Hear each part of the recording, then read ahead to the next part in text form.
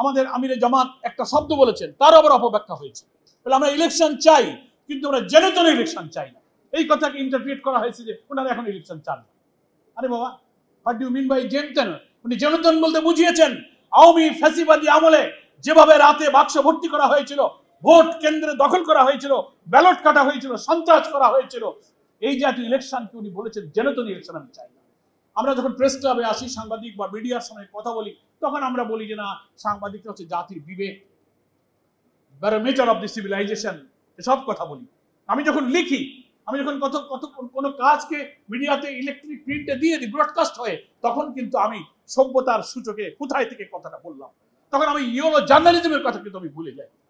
তখন আমি আমার ব্যক্তিগত চিন্তা, আমার দলীয় পছন্দ অপছন্দ, লাইকিংস ডিসলাইকিংসকে প্রিফার করে আমি কিন্তু জাতির দলের আদর্শকে মানুষের ক্ষতিগ্রস্ত করে ফেলি। এই জন্য আমি ধন্যবাদ জানাই এত চ্যালেঞ্জের মধ্যেও যারা জুলাই অভ্যুত্থানে যেসব সাংবাদিকরা সাহসিকতার সাথে ঝুঁকি নিয়েছেন, জীবন দিয়েছেন, আহত হয়েছেন, আজকের এই ঐতিহাসিক অবদান তাদের স্মরণ করার জন্য আমি ফেডারেল সংবাদ ইউনিয়নকে জামাত ইসলামের পক্ষ থেকে ধন্যবাদ জানাই।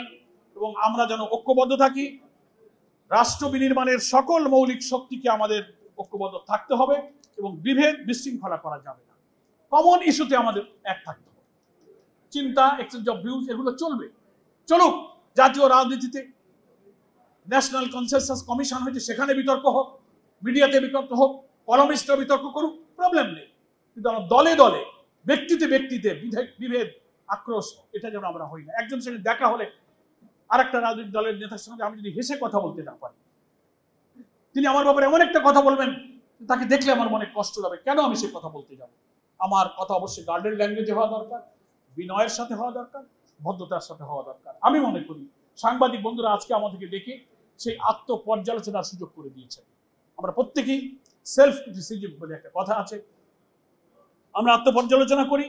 এবং যে কয়েকটা দিন আছে, নির্বাচন যখনই হোক, সে 8 মাস 9 মাস 10 মাস কখন হবে, আমরা গভর্নমেন্টের করে দেওয়া টাইম লাইনের উপর আস্থা রেখেছি।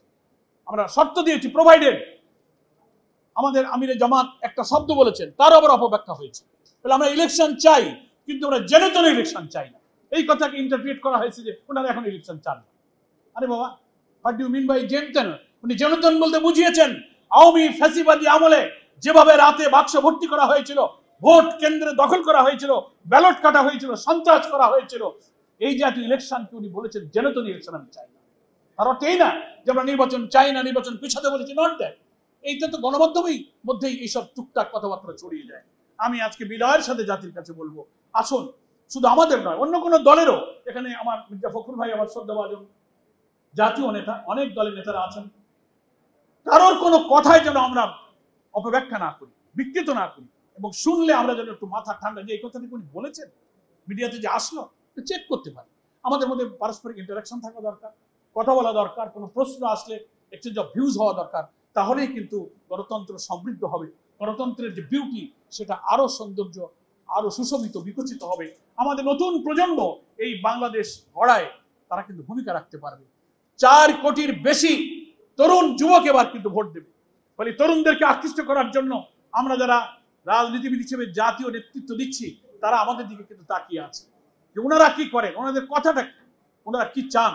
এই ভূমিকাটা কিন্তু আমাদেরকে রাখতে হবে, মানুষ যেন আমাদের প্রতি আস্থা রাখতে পারে।